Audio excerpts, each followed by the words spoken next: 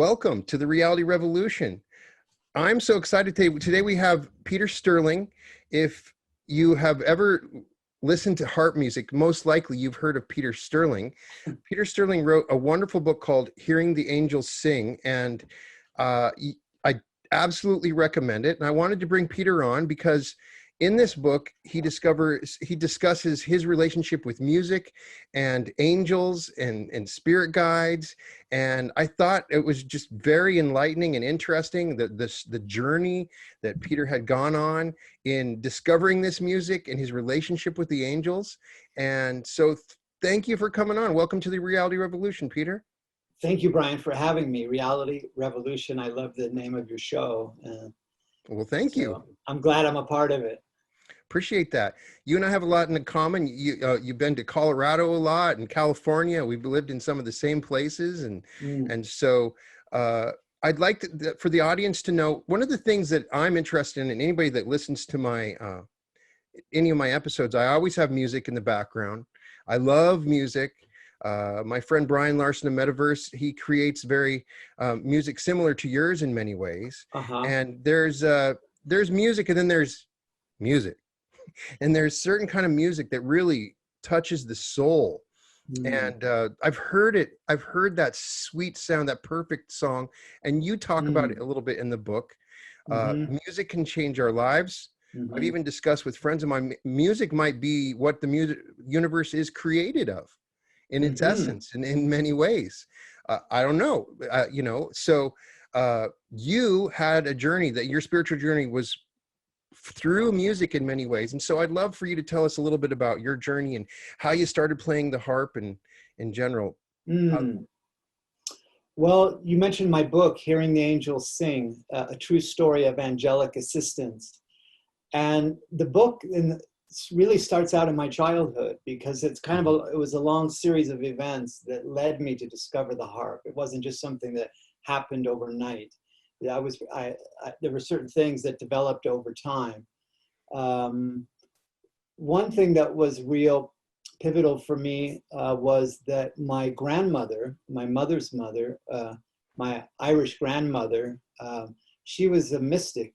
She was a soul traveler, and she was very deep into Eckankar, which is a spiritual science of soul travel, how to use the sound current, like a mantra frequency called the hue, that sounds like hue, and that's what Ekis use in order to travel on and to gain access to and to journey into the other realms, the other dimensions, up into the light. So my grandmother shared that with me when I was young, and she started planting seeds. So I've always kind of been a soul traveler.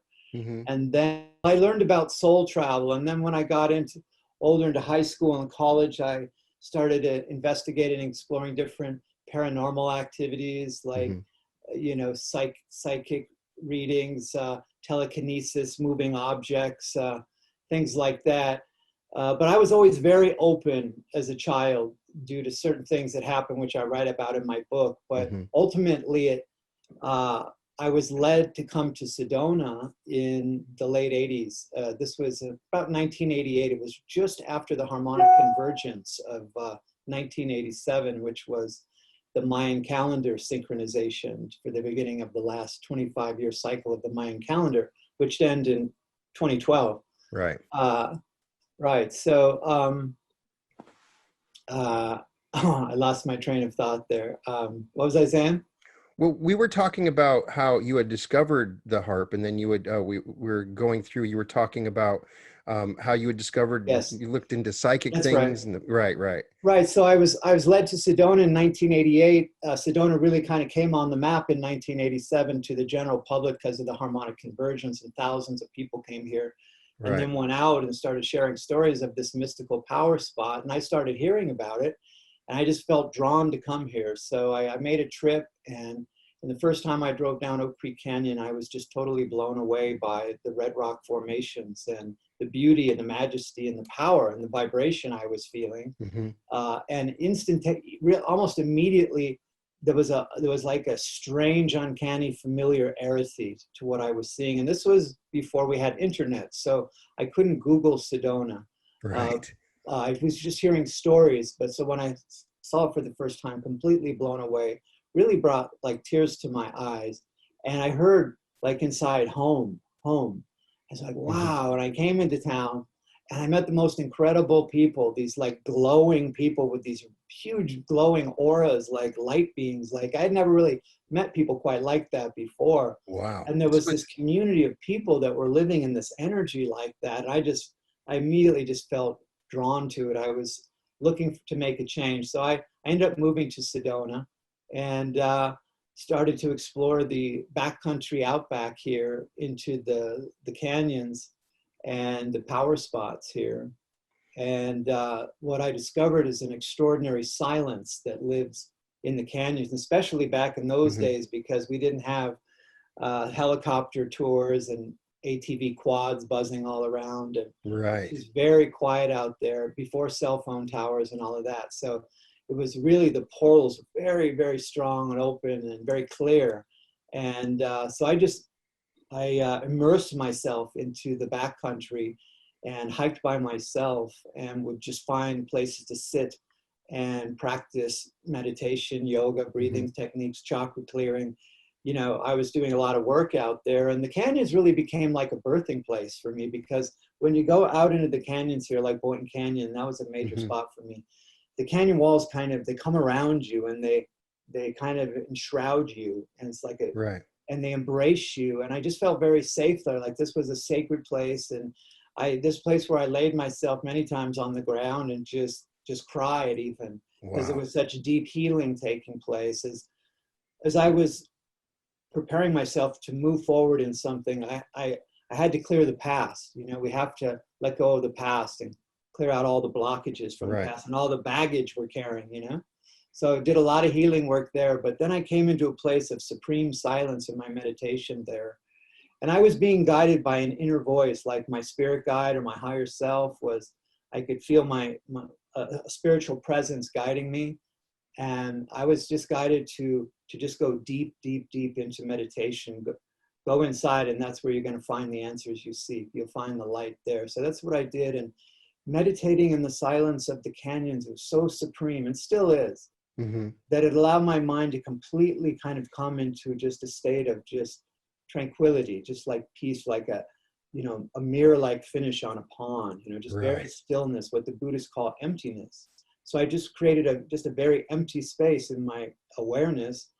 And then out of that, I started to hear the subtle strains of some sort of music that kind of I caught on the wind. And it was like, at first I was like, maybe somebody was out there playing a boombox with some classical music. But then I realized, you know, after a moment or two, that no, this was coming from within. I was hearing something that was of a divine origin. So the guidance was just go in and connect with it and open up Wow. your hearing, what I call my third ear. At the time, I was really focusing a lot on my third eye, you know, activating my Hmm. pineal pituitary gland, my third, to develop my clairvoyance and my psychic sensitivities. But then all of a sudden I started hearing in the sound of the wind, the rustling in the leaves and the bird song. And all of a sudden this music, like a celestial heavenly music, something like I had never heard before. Right.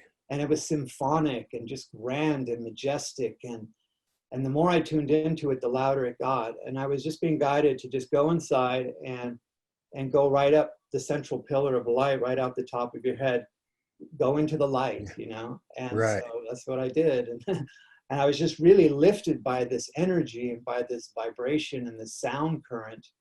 I just let it take me, and it took me up into the light, and I was surrounded by the most beautiful golden light. I was like bathing in this celestial golden light. And then as I looked around with my inner vision, I could see there was something around me, some shapes, forms within the light. And Wow. so I could I could tell there was somebody working with me. There was there was a guidance happening.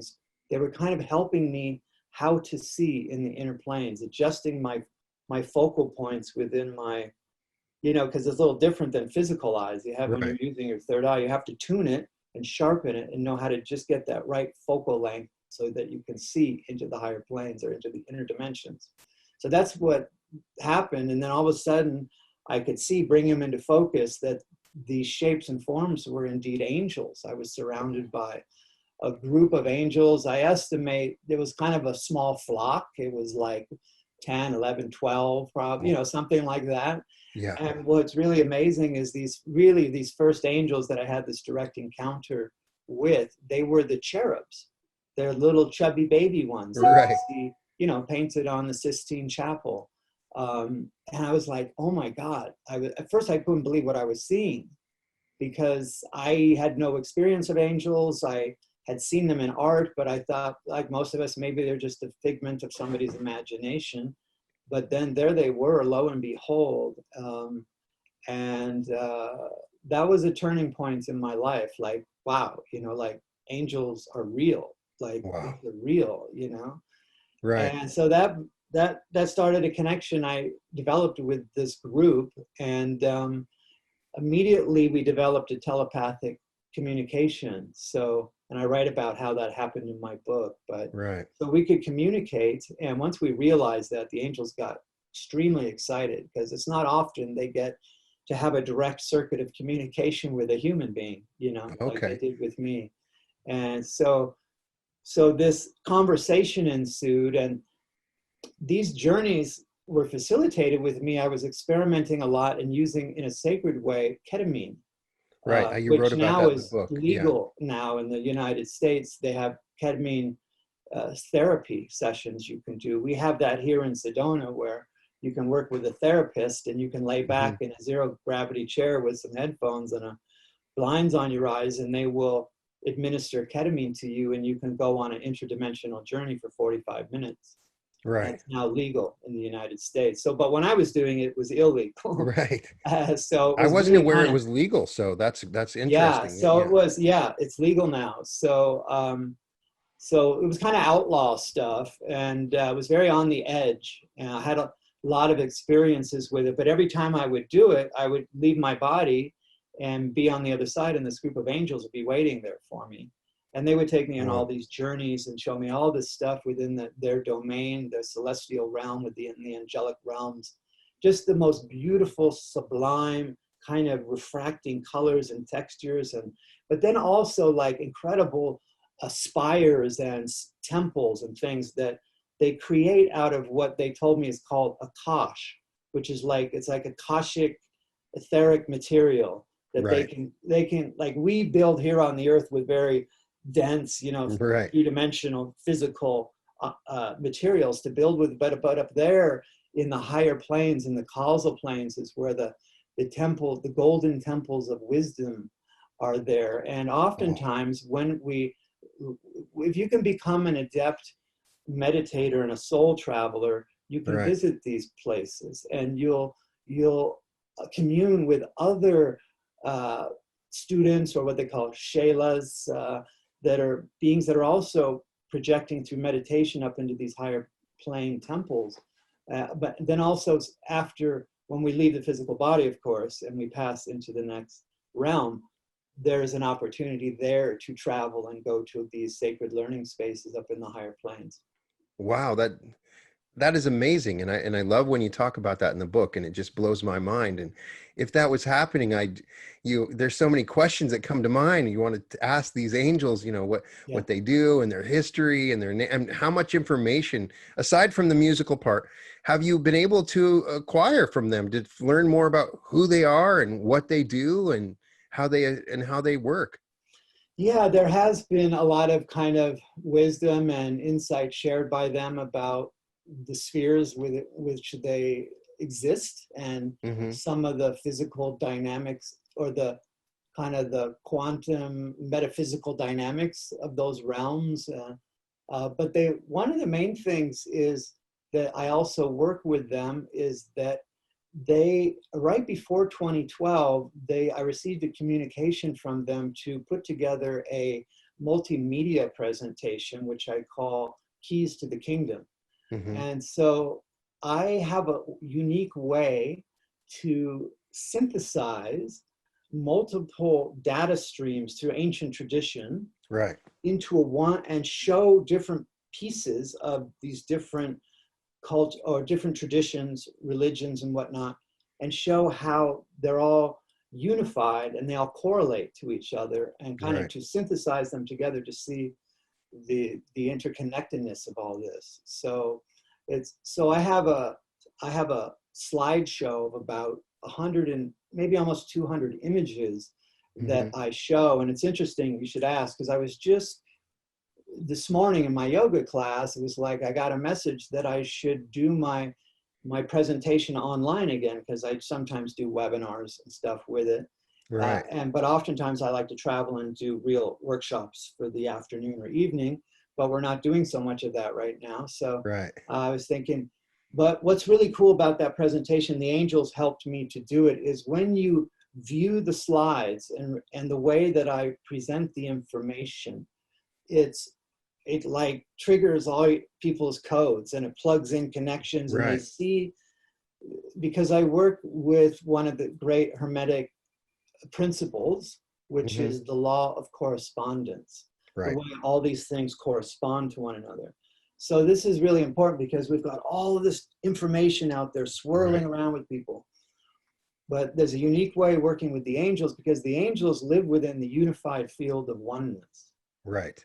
And this is where we're going, or this is where we want to go. This is where there's like an evolutionary bus going into oneness, right? And those of us who are spiritually awake and are consciously working on our ascension are aware of this, and we've been aware of this throughout probably many lifetimes. And many of us has come back at this time on planet Earth to incarnate in this time to help out, to help with the ascension. So a lot of us have unique skills in order to be part of the ground crew on Earth. But one of the most important things for us to do is to unify as one. And the angels told me, and I'll let you jump in here. The angels told me not too long ago, what they showed me was that during the height of the pandemic quarantine, when it first started, when there was like total global lockdown and everybody was hoarding food and toilet paper, and you know, at the beginning, we didn't know if this was the end of the world or not, like the plague that was going to destroy the whole world, because basically that was a possibility at the time, you know. So it was a very tense time. But what they showed me was that when everything shut down, that was the first time in human history where the whole human population stopped. Stopped doing everything. And everybody started really looking within, you know, but everything stopped. All the busyness of the world stopped. And what I was shown was that we did unify in that moment. And it was a very powerful moment of us to unify. I remember hiking with my son and out here during the most intense lockdown part then, and you know, no planes in the sky, no helicopters, nobody's driving, everything was so quiet. And you remember how the birds and the animals and the dolphins and everything, all the started coming out again. The waters cleared and the skies cleared around the world. New Delhi air and you know, over Cairo, the air cleared, like amazing. That was important for us to see that, because that shows us how resilient Mother Nature is. If we could just stop, the planet will regenerate, you know, and even climate change will benefit greatly from us all just stopping, you know. But they did say that, they showed me that there was a unification that occurred during the period of time. And it was kind of like a collective near-death experience for the collective consciousness. So many people saw the light during that time, and it created life-changing, it was a catalyst for life change of incredible, you know, change for people during that time. So what they had shown me was that, like before, remember in the Dark Ages, there was the plague in Europe where millions died. But after that was the Renaissance, like out of the Dark Ages and the plague. And so great art and science and things emerged out of that. So I was out of that unification, that there's going to be wonderful gifts in the future. I mean, we are so close on the edge of an ascension kind of planetary civilization is just in the golden age, right on the threshold, and we can see all the potential. We have the technology to heal the planet. We have the technology to let all people live free and abundant lives and clear the air. It's just whether or not we can attain those goals. So, but great things to come. So that's exciting. Yeah, it really has been a catalyst. There's no doubt that this is created an internal awakening. People are going within. People talk about an awakening where they're watching TV, and they're not gonna see it on TV. It's gonna happen within their hearts, and that's amazing. So, and that oneness too. Did you ever wonder if the angels were you? Did you ever get the feeling that the angels, the guides that you were speaking with, were also you? Oh, like simultaneously? At the same time, right? Right. I have explored simultaneity like Mm-hmm. that throughout the timeline. So because as I write in my book, I used a lot of psychedelics and sacred plant medicines and things, which kind of Right. give you access into the quantum realms where you can actually see these things and see some of the mechanics that are happening, in a higher kind of quantum physical realm. Right. So it's quite amazing. So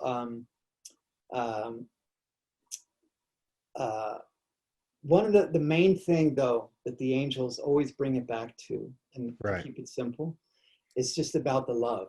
It's About the like love. there is the thing that really impacted me the most when I was with them is the feeling and the vibration of the realm and the dimension in which they live. And that was one of like pure ecstasy, pure the frequency of ecstasy and oneness and just divine love. It just permeated everything. Wow. And the feeling of it is kind of beyond what you're imagining. Right. But what's interesting is that people who have had near-death experience, they often report seeing the golden sphere of light and then feeling the love. And they often report that's all what it's about. It's about love, and it's a life-changing experience when you get to have a direct experience with that. So that's one of the most important things for us to do, is to unify within that frequency of oneness and love with one another. So you mentioned in the book, you had experience, you could hear the song.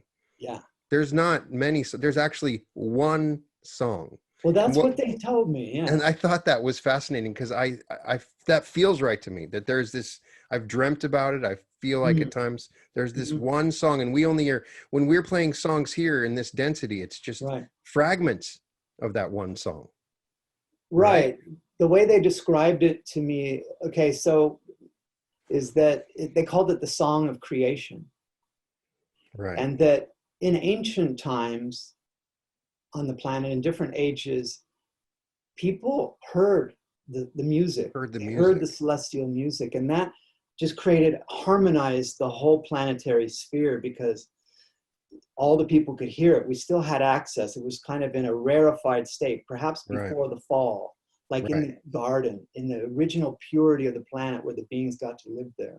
Right. And everything lived in this great harmony. And the people that were like caretakers, and ancient cultures still have this tradition, but to nurture and to take care of and to steward these ancient energies that kind of emanate from the planet and the universe. So we lost that touch. Our civilization doesn't really have a context for that now. No. So now there is an archetype with the harp. A lot of people the harp is heavenly. It is celestial. When people think of the harp, from when I've been a kid, the harp is related to heavenly music and things. So why do you think that is? There's a lot more notes available to it, a lot more variations capable to it. I've always wondered, because it is have a heavenly sound. It has a very unique and heavenly sound. There's something about the string itself, with any stringed instrument, that's very powerful, but the harp is unlike any other stringed instrument. So why is it so heavenly? What is it about the harp that has that higher heavenly sound? It is the pure tones of the harp. The instrument has a tone quality unlike any other instrument. There's a purity to it. And with all the strings vibrating at once, the harp has an ability to create multiple layers of harmonic overtones within it. Mm-hmm. Also, the design of the harp has this beautiful archway. You can see my Right. harp back here in the corner, this swooping wing-like shape. That's called the harmonic curve. So it's based on sacred geometry. Okay. But yes, I mean, these angels I met, they were playing harps.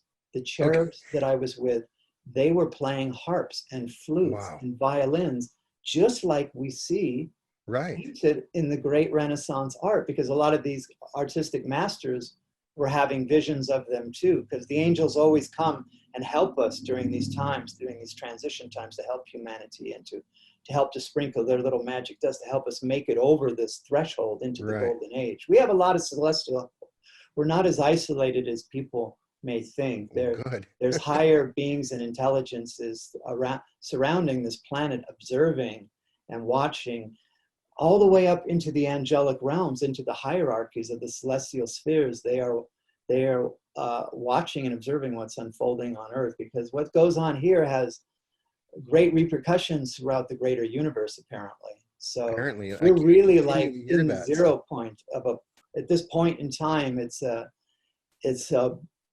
extraordinary time to be alive on planet Earth, to be here, to participate in, join in, and to witness the unfolding of one great age to the next, and to cross over that threshold. It's going to be quite a ride. We're in it right now. We're in this transition, in the quickening, and it's accelerating. So it's important for us to find ways to link with the higher frequencies of love and oneness. And that's why the angels gave me the music. You see, when I met them in the canyons here, then they told me that my mission, my spiritual mission, because I knew I was a light worker, like perhaps a lot of, like yourself and a lot of people in our community. No, we're light workers. We're here to help at this time of transition. Right. So I knew that. And I went into retreat in the canyons for several years. I actually lived in my Volkswagen van for 3 years on this vision quest, and went really, really deep. But I was asking for, what's my mission? You know, that was my intention. And I knew it was going to be life-changing. They were telling me, okay, get ready. It's going to be huge. Like, it's going to be like before and after. Like, okay, do or die kind of a thing. That's how bad I wanted it. Okay, I wanted my mission, right? And I kind of demanded it, and I prayed, and I humbled myself, and I opened myself up to the Great Spirit and said, I'm here to help, man. Give me my mission, you know? Awesome. Give me my purpose. And the angels appeared, and they're like, they told me telepathically that your mission, should you choose to accept it, is to unify with us, and you are to be a channel for the celestial music, which you've been hearing with us, and play the harp, and to bring through special music at this time for the dawning of the golden age of man and the ascension, because music carries vibration and frequency. The harp is the most pure instrument of pure vibration, and the most sacred throughout great antiquity. I mean, there was a harp that was excavated in Iraq, in ancient Samaria, there in the land of Ur, and they found a harp there that was played in the royal courts, and it was a big thing, and it was all like a chest plate of lapis lazuli and gemstones. The wood had all deteriorated, but they found an outline, a concave thing where it laid. So they filled it in with plaster, and they built a new one. But you could see it. It's in a museum there now. But it was over 5,000 years played in the royal temples there in ancient Samaria, and also out throughout Egypt. I mean, it was the most important instrument in ancient Egypt was the harp. And it was played in all of the temples of healing and this and that. So it's found all over the world, the harp. And there's great myths and legends. You know, even the god Apollo played the harp, and you could play that harp and make the planets spin and create planets and solar system, you know? Yeah. So it comes with a lot of power. And, you know, when they told me that I'm going to play the harp, at first I was like, what? You know, like I was like 33. It came to me when I was 33, and I wasn't playing much music before. I had my Native American flute that I would play as I hiked, but they're like, you know, this is what you're going to do. And at first I was like, I'm going to play the harp and channel the angels' music. I didn't know if it was real, if I was losing my mind. It was a very on the edge kind of multidimensional experience. But the angels have a way, and I write about this in my book, they reassured me by planting things in my path, like synchronicities, and I would find things that was always reminding me of, and they were showing me that they were here. I mean, it was amazing. Like, I'll tell you how brilliant they are. And they just, once you connect with your angels, I mean, they're so much fun to interact with, because there's a brilliance to the way that they work, and it's real magical. For one instance, when I was this was all unfolding, and I was questioning whether or not it was real or not, or if I was just fantasizing the whole thing in my head. I was camping out one night in the forest, and I got up in the morning. I was by myself, and I unzipped my tent. Nobody around, not off the beaten trail, in a sandy surface. And I kind of got up and scratched my eyes and looked at the sun. I was just standing there, and then something drew my attention to the ground. There was something shiny, and I looked down, and sticking on the top of the sand right there was a little sterling silver cherub angel charm that would go on a necklace. Wow. And it was right outside my door in the tent in the middle of the forest, with nobody around. Like, I mean, I was like, okay, I get it. You know, like that's how amazing it is to work with them. So they helped me so much. I mean, basically they taught me how to play. Basically, once I said yes to them, a harp came into my life about a week later, and a little harp, and I would take it out into the canyons and just take it out of its case, nobody around, just all by myself in the forest, and just put my hands to the strings and start strumming it. And this energy would come through me over my hands. It was powerful, like a force field. But they were telling me, just the mantra that they kept telling me was trust, surrender, and let go. And all this love is pouring down on me, and there's all this light around.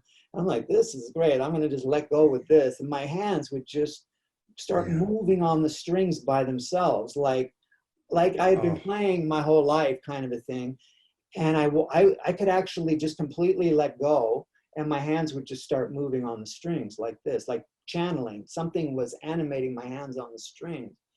And I later discovered that what was occurring there was that one angel in particular was overshadowing me, like floating above me and kind of entering in and permeating into my aura, and sending kind of energetic impulses.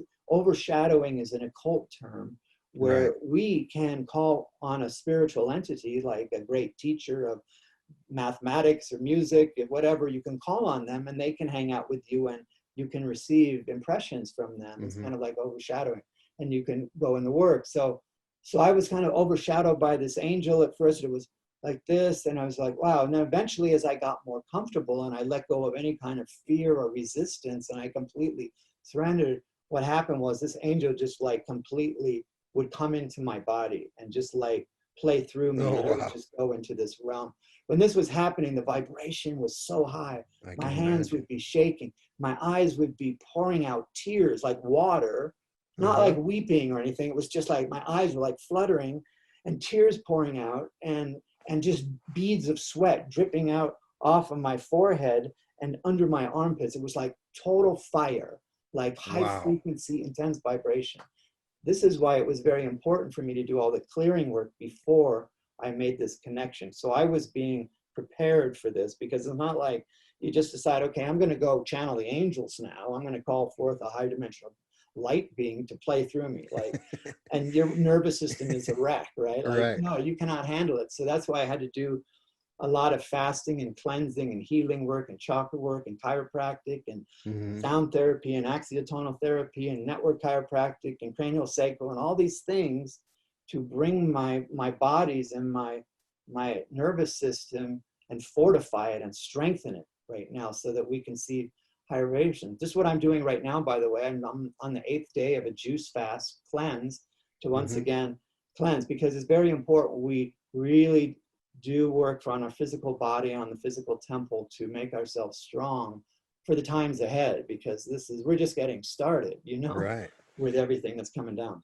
You even include, in addition to the harp, you like to use natural sounds in your music. Mhm. And so it's almost like they become an instrument in themselves, in many ways. The sound of the water Yeah. rushing, or the air. I wanted to get your impressions of how you decide what to use, and when you Well, use those that's where my elements. music came for me in the early days, was just meditating and sitting and listening to the sounds of nature. Yeah. It's like, if you remember the movie August Rush with Robin Williams, one of Hmm. his great movies, which was the story about the boy who played the guitar and he heard the music in the fields. Did you ever see it, Brian? I briefly remember that. It's an Yes. incredible film. I Right. recommend everybody go find the movie August Rush August Rush. with Robin Williams.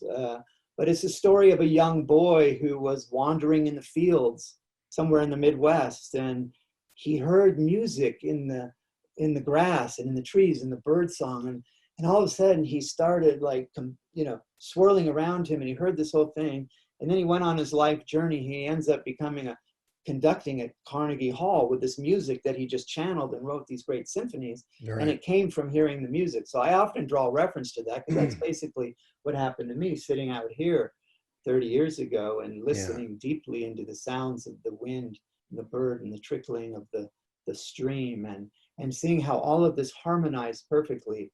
This is like the sound of creation, Right. the sound of music. Hmm. It's so much of the great masters of antiquity have been inspired by nature, Yeah, the it's sounds true. of nature. The greatest symphonies have been inspired by that, many of them. So yeah, there's something there, of course. So that's what we do, is we retreat.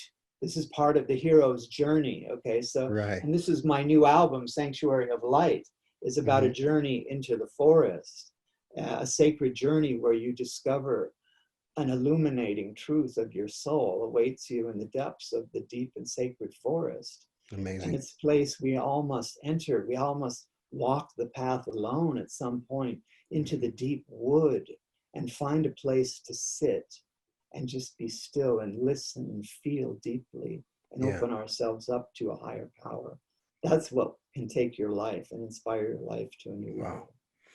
So for people listening, if they want to contact the angels, what's a good first step? What's a good way for me myself? If I want to Mhm. contact the angels, do I need to go to the forest and sit in the forest? Is that the first step, or what do I No, need to do? no, you don't need to do that, but they're with you all the time. Something to understand is that we all have at least one guardian angel with us. So many of the great faith and mystic traditions affirm that. Hmm. The mystics have seen and experienced, and I too have seen.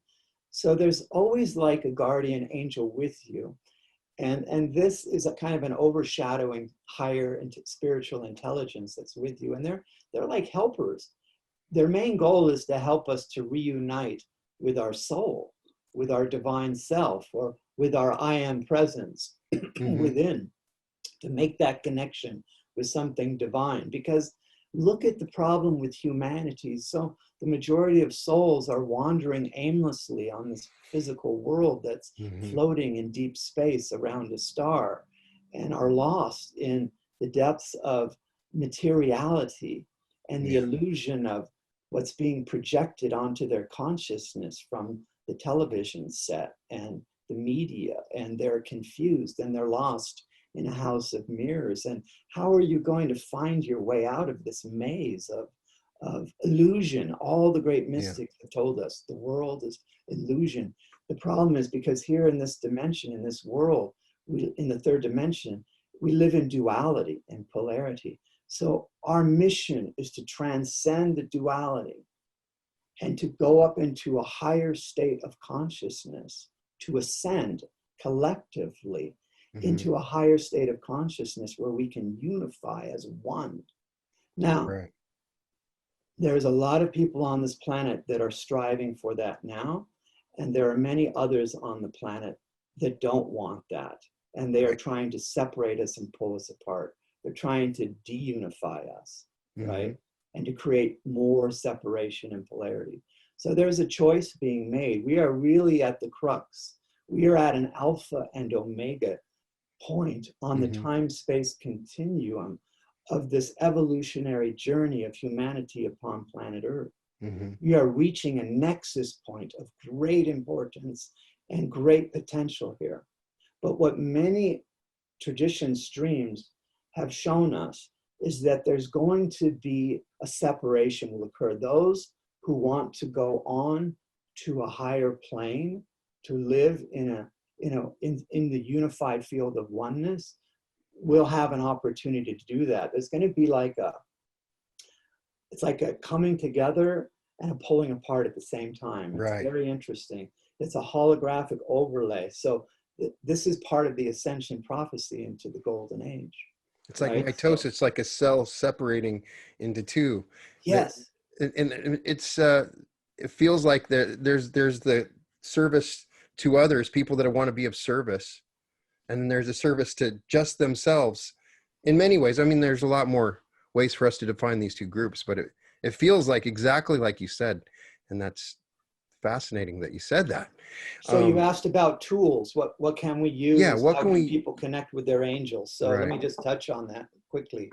Of course, the tools that I bring forth in unison and in a concert with the angelic light brigade in which I work, my disposition that was given to me for this lifetime right now was to be a channel for this music, and the vehicle to share, of course, is because music can travel around the planet. So use my music. I invite the listeners who would like to perhaps experience a journey into the inner planes and meet the angels themselves, perhaps see a vision. I invite you to listen to my music. There's different ways, of course, we can do this now. Mm-hmm. You can stream it online. You can go to my website and just go to iTunes or Amazon or Spotify. Any of the streaming services play my music. Or you can get my CDs. You can order those off the website on Amazon and iTunes and use these as a tool, because within my music is the angelic frequencies and the unifying frequencies of divine love and oneness are in the music. So you can, what often people do is they just let it play kind of over and over on repeat, and it creates a harmonic resonant field. When you do that, it's like an angel attractor. You're inviting the angelic energies to come into your home, into your car, and into your life.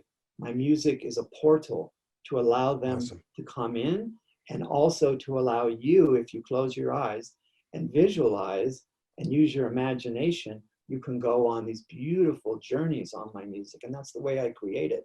So using my music as a tool for that. Now, a few years ago, the angels came through with another download major for me, which was the visual art that they gave me, which I call Portals of Light.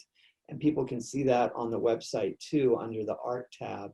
But these are like holographic mandalas, kaleidoscopic mandalas that are the visual representation of my music, so to speak. Wow. And so when you look at them, you can actually travel in the images, and you can see within the images, you can see angels and archangels and celestial beings and extraterrestrials and all sorts of different beings, because there's an incredible universe. There's so many different types of beings, and many of the most interesting ones are showing up in these this crystal alchemy portals of light art that I've been doing with the angels. So I print those out, and then I adorn them with crystal powders and gems and make them sparkle with this incredible brilliance, with, you know, beautiful centerpieces of cut crystal in the center. So it's quite something. This is the portals of light. So I work on the visual component. I'm doing the sound component.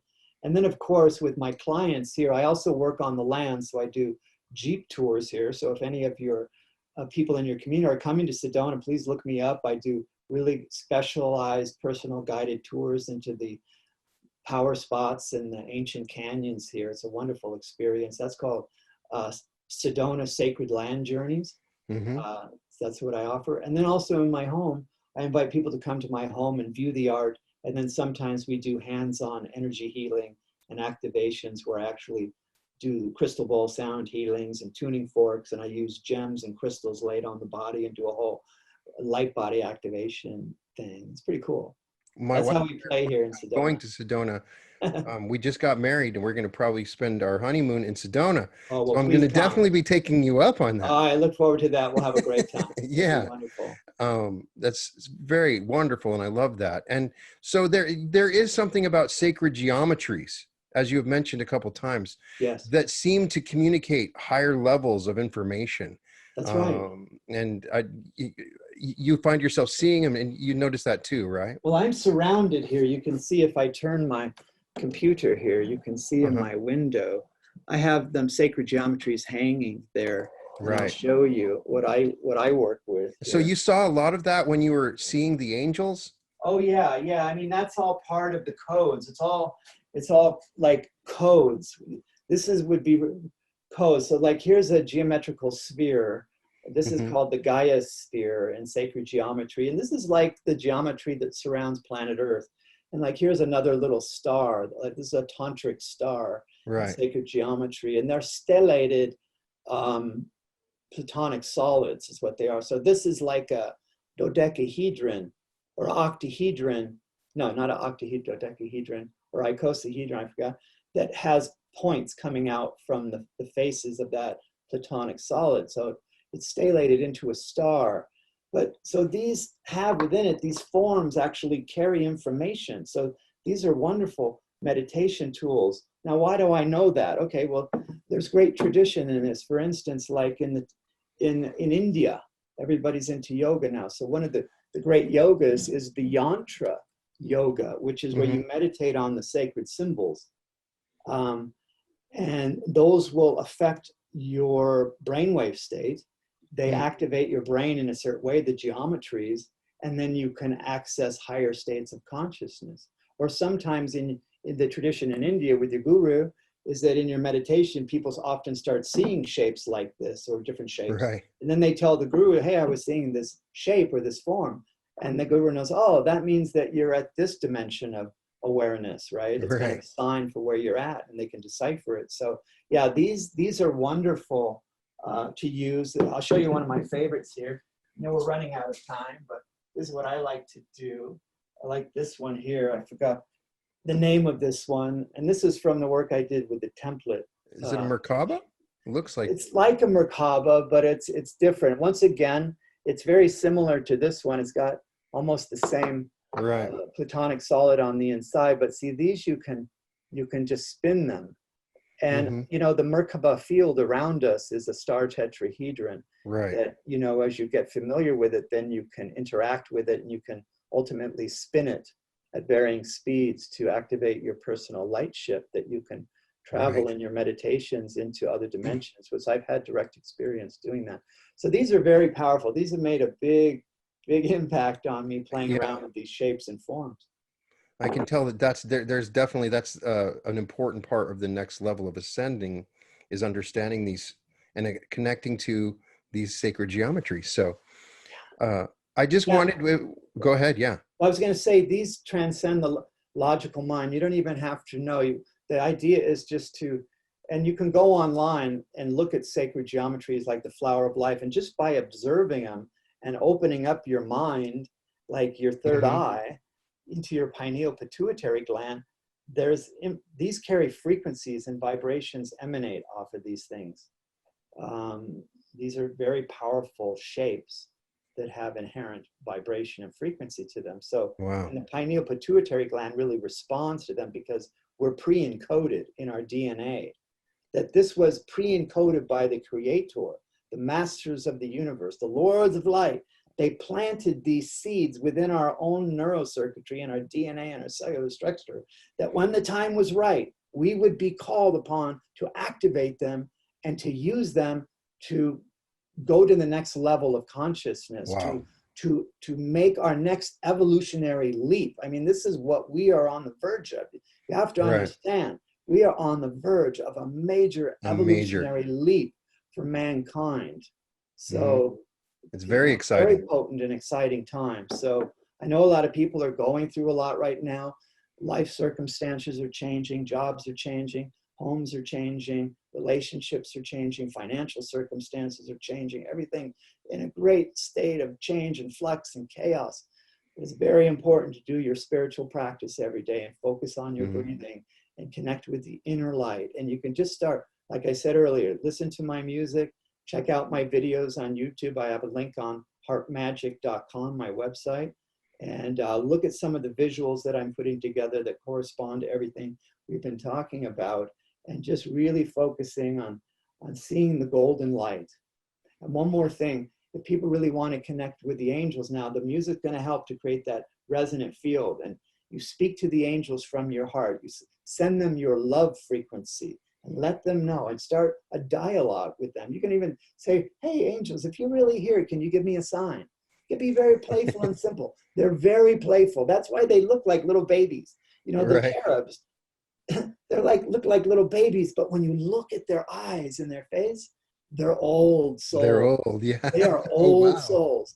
And the cherubs, like people, cherubs, that's so like, you know, like fluffy or whatever.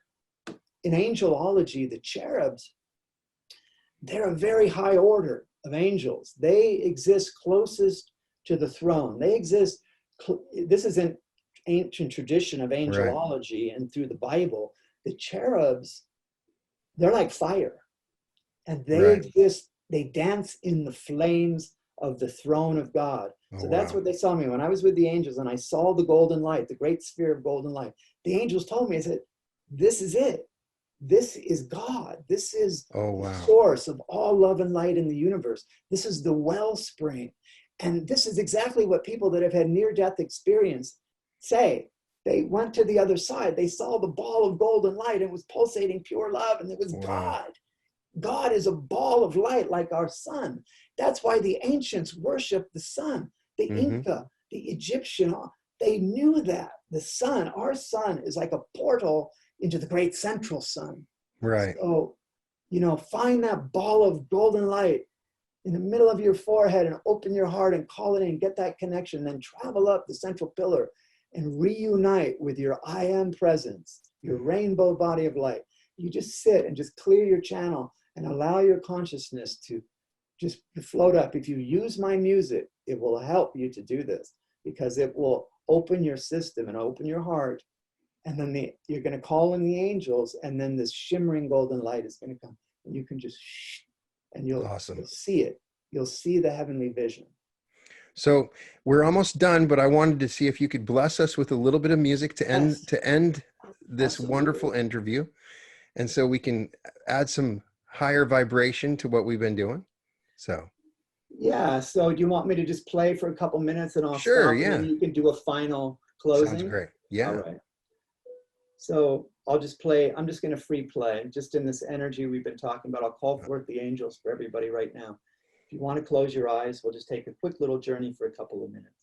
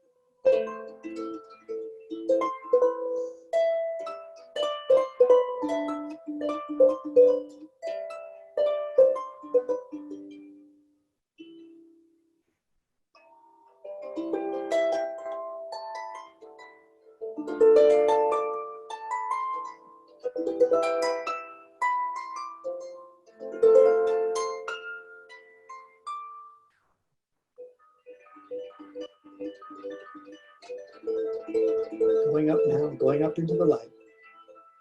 See the golden light.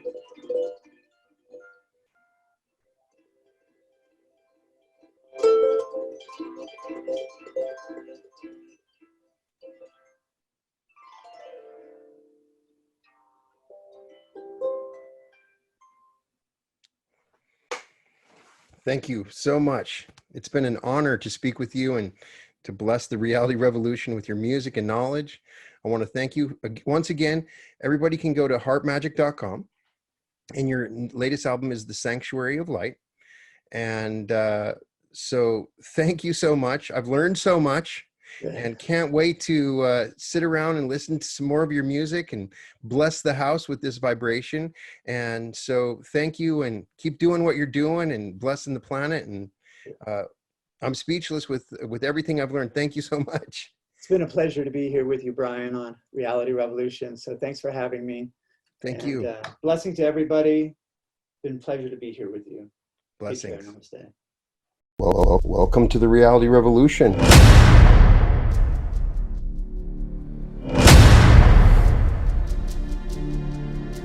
I'm just really excited today because this is the first day that my book is released. This is it, the Reality Revolution. Worked on this for a very long time.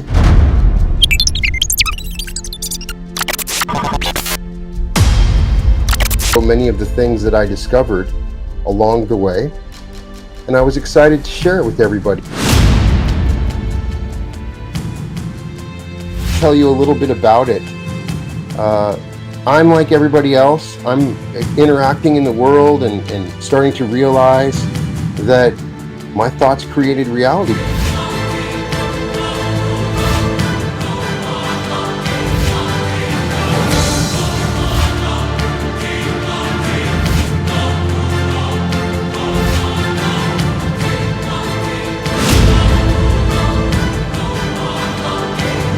As I did this, I started to see some major shifts in my reality. I started to explore the idea of maneuvering through parallel realities. I'm your host, Brian Scott.